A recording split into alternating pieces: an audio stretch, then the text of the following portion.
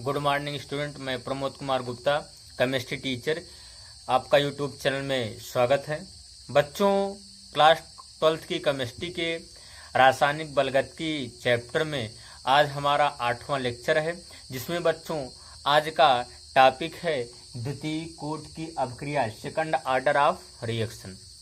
मैं इसमें आप लोगों को डिफिनेशन बताऊंगा बच्चों, मात्रक बताऊंगा और एग्जाम्पल और लक्षण बताऊंगा। बच्चों, सबसे पहले द्वितीय कोट की अभिक्रिया की डेफिनेशन बताने जा रहा हूं, आप लोग सुनिएगा। तो देखिए, सुनिए। वह अभिक्रिया जिसकी दर एक अभिकारक की सांद्रता के द्वितीय घात के समानुपाती या दो अभिकारकों की सांद्रता के गुणनफल के समानुपाती होता है, उसे द्वितीय कोट की अभिक्रिया कहते हैं। जैसे मैंने यहाँ एक रिएक्शन ले लिया, reactant A gives product P, और मैंने दूसरा रिएक्शन ले लिया, यहाँ A reactant A plus B product क्या पी। ठीक, तो यहाँ क्या मैंने डिफिनेशन बताया कि वह अभिक्रिया जिसकी दर एक अभिकारक की, यहाँ कितने अभिकारक हैं बच्चों? एक अभिकारक है, एक अभिकारक की सांद्रता के द्वितीय घात के समानुपाती होता है। और मैंने दूसरा क्या बताया कि दो अभिकारकों की सांद्रताओं के गुणनफल के समानुपाती होता है, उसे क्या बोलते हैं? द्वितीय कोट की अभिक्रिया कहते हैं। जैसे इसके लिए हम क्या निकाल सकते हैं? दर अभिक्रिया की, द्वितीय कोट की अभिक्रिया की जो दर होगी बच्चों, यहाँ लिख सकते हैं दर इज इक्वल टू के और ए के एक्टिव मास की द्वितीय घात, ठीक, होल स्क्वायर। तो यहाँ क्या हुआ है? ए अभिकारक की सांद्रता की द्वितीय घात के क्या है? समानुपाती है।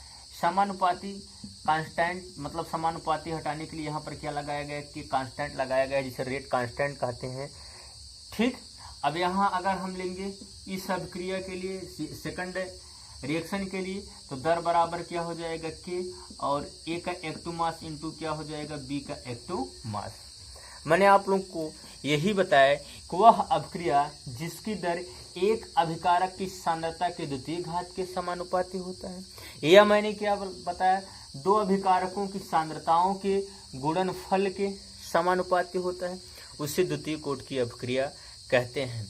बच्चों, द्वितीय कोट की अभिक्रिया के वेग स्थिरांक के का मात्रक जो होता है लीटर, क्या? लीटर प्रति मोल और प्रति समय होता है। क्या होता है? प्रति समय होता है। या हम इसको लिख सकते हैं क्या बच्चों? लीटर और मोल इनवर्स इनटू क्या लिख सकते हैं? समय इनवर्स। ये क्या है? द्वितीय कोट की अभिक्रिया के वेग स्थिरांक, इसी के का क्या है? मात्रक है। बच्चों, प्रयोगों द्वारा निम्नलिखित द्वितीय कोट की अभिक्रियाएं ज्ञात किया गया है, जो निम्न है, इस प्रकार है। देखिएगा, सब द्वितीय कोट की अभिक्रिया का मैं पहला एग्जाम्पल लेने जा रहा हूं। क्या? हाइड्रोजन आयोडाइड का तापीय अपघटन। हाइड्रोजन आयोडाइड का यहाँ तापीय अपघटन कराएंगे तो बच्चों क्या बनेगा? हाइड्रोजन गैस निकलेगी और क्या निकलेगी? आयोडीन। क्या बोला गया? द्वितीय घात के समानुपाती होता है। तो यहाँ हम लिख सकते हैं इस अभिक्रिया के लिए जो दर बराबर होगा के HI का क्या? द्वितीय घात।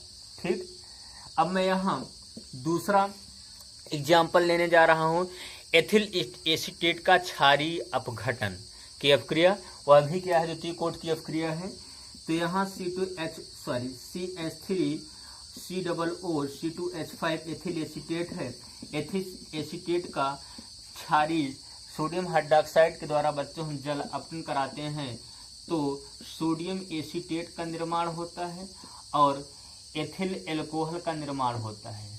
किसका निर्माण होता है? एथिल एल्कोहल का। तो यहाँ तो द्वितीय घात के समानुपाती मैंने कर दिया, यहाँ भी क्या करेंगे? द्वितीय घात के समानुपाती करेंगे, तो दर बराबर क्या हो जाएगा? के इंटू क्या हो जाएगा? CH3COOO और C2H5। ये एक अभिकारक हो गया। यहाँ दूसरा अभिकारक क्या है? NaOH। क्या है? NaOH sodium hydroxide. तो एक अभिकारक की द्वितीय मतलब दो घात के समानुपाती था। यहाँ क्या है? दोनों अभिकारकों के सांद्रताओं के गुणनफल के क्या है, समानुपाती है। ये तो मैंने दूसरा एग्जाम्पल ले लिया बच्चों। अब मैं यहाँ तीसरा एग्जाम्पल लेने जा रहा हूँ। जैसे हमारा मेथिल क्लोराइड है, मेथिल क्लोराइड का क्षारी मूलक हाइड्रोक्साइड द्वारा अपघटन, तो यहाँ क्या हो जाएगा CH3OH प्लस क्या हो जाएगा Cl-। तो यहाँ भी आपका ये भी इस अभिक्रिया पर हम क्या करते हैं, द्वितीय कोट की अभिक्रिया अप्लाई करते हैं। दर बराबर क्या हो जाएगा K CH3Cl का एक्टिव मास और ClOH माइनस का क्या बच्चों, एक्टिव मास। ठीक, ये तो हो गए आप लोगों के द्वितीय कोट की अभिक्रिया के उदाहरण। अब मैं आप लोगों को बच्चों द्वितीय कोट की अभिक्रिया के लक्षण के विषय में बताने जा रहा हूं। आप लोग ध्यान से सुनिएगा। देखिए यहाँ हम लिखेंगे द्वितीय कोट की अभिक्रिया के लक्षण।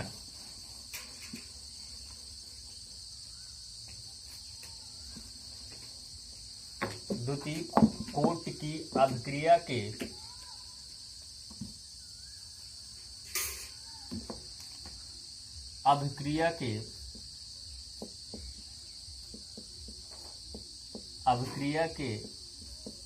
लक्षण, characteristic of second order of reaction. तो बच्चों द्वितीय कोट की अभिक्रिया निम्न समीकरण का पालन करते हैं। जैसे हमारा क्या हो जाएगा, K बराबर 1/T इंटू क्या हो जाएगा बच्चों, X/A into A minus X।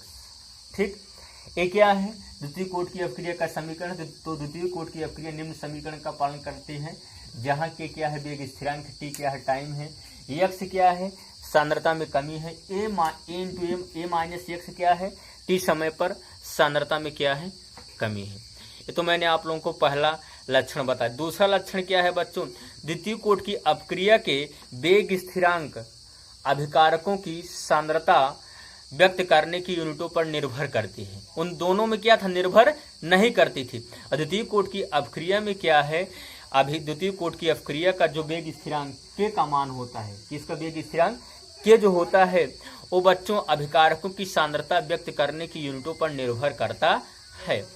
अगला पॉइंट, तीसरा पॉइंट क्या है, द्वितीय कोट की अभिक्रिया की बच्चों जो अर्ध आयु T हाफ, वो अभिकारकों की प्रारंभिक सांद्रता A के समानुपाती होता है।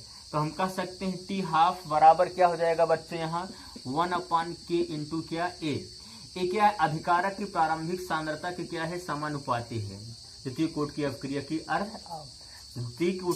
की अर्धायु अभिकारकों की सांद्रता अभिकारक की प्रारंभिक सांद्रता A के क्या होता है, समानुपाती होता है।